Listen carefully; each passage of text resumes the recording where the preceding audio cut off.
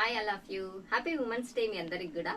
ఈ రోజు మీ అందరికి నా మనస్ఫూర్తిగా గీతం సారీస్ తరపున, మా కుటుంబ సభ్యుల తరపున హ్యాపీ ఉమెన్స్ డే. ఇన్ని రోజులు నాకు చాలా చాలా మీరు సపోర్ట్ చేసినందుకు చాలా చాలా నీకు కృతజ్ఞతరాలుగా ఉంటాను.